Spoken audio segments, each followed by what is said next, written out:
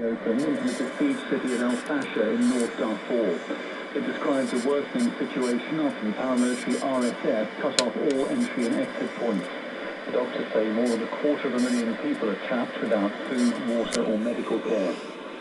Tens of thousands of protesters have poured onto the streets of the eastern Spanish city of Valencia to mark the anniversary of last year's deadly floods. They're demanding the resignation of the regional leader, Carlos Mazón. President Trump has said he expects to strike a trade deal with China on his Asia tour, which culminates with a meeting with Xi Jinping. He said China wanted to avoid additional 100% tariffs due to come into force next weekend. Polls were closed in Ivory Coast, where voters have been choosing a new president.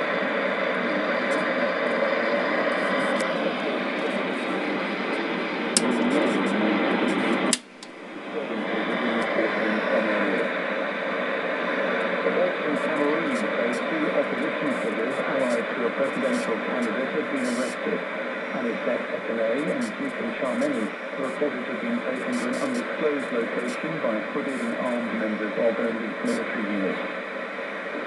Liberia said it today sending Salvador now the centre of a deportation round passed by President Trump's immigration policy.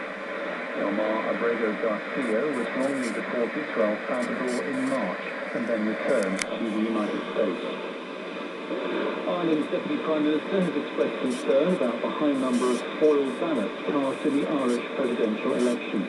Tens of thousands of papers were spoiled as people used the opportunity to show their dissatisfaction about a range of issues, including immigration and crime. BBC News. Welcome back to A People's History of Gaza here on the BBC World Service with me, Tim Buell. The relative calm and modest gross in living standards in the Strip in the first 2 decades of Israeli occupation ended suddenly in December 1987 with the First Intifada. It was an uprising lasting nearly 6 years, with riots, rock throwing and civil disobedience in the Palestinian territories, the boiling over simmering anger at the occupation. More than 150 Israelis were killed by Palestinians during the Intifada, some in suicide bombings. Israeli forces killed more than 1,000 Palestinians in Gaza and the West Bank. Tires are flaming in the middle of the road everywhere. Dr. Ahmed Yunus. Hashtags and demonstrations, people in the streets, and then we start to have all these injured people from either gunshots or being beaten coming to the clinic for treatment. The Intifada ended when the peace process gained momentum. The exiled Palestinian leadership recognized Israel, and in 1994 a Palestinian Authority was established. It would administer parts of the West Bank and all of Gaza. Israeli troops withdrew from population centers in the Strip, but still protected Jewish settlers. Not everyone wanted peace.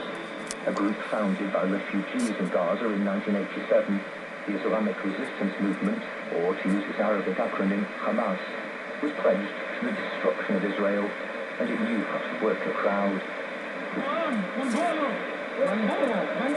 In this comedy sketch for supporters in 1996, the poking fun is a cheeky smoker who wants to buy a cigarette for credit. Of course, there's nothing funny about Hamas, which will later be prescribed by the US, the UK and other countries as a terrorist organisation. This has already killed scores of Israelis in suicide attacks. But as the 20th century drew to a close, the overall mood in Gaza was of unprecedented optimism.